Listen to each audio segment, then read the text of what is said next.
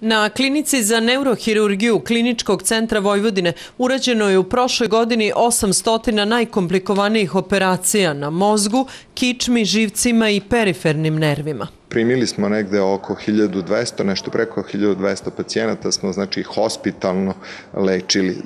Između tog nekog broja od 800 do 1200, to je bio jedan broj pacijenata koji su bili sa povredama glave, koji su ležali na našoj klinici, a nisu morali biti operisani, koji su lečeni konzervativno. Tokom protekle godine na klinici za neurohirurgiju urađene su posebne vrste operacija sa instrumentalizacijom.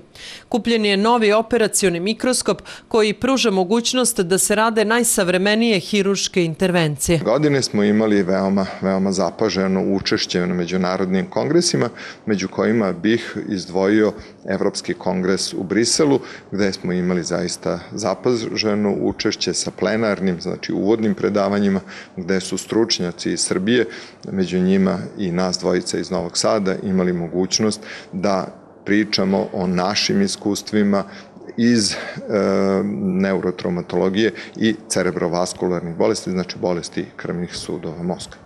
U ovoj godini vojvođanski budžet za zdravstvo biće 2,59 milijardi dinara. Ulagaće se u nabavku medicinskih aparata i u infrastrukturu.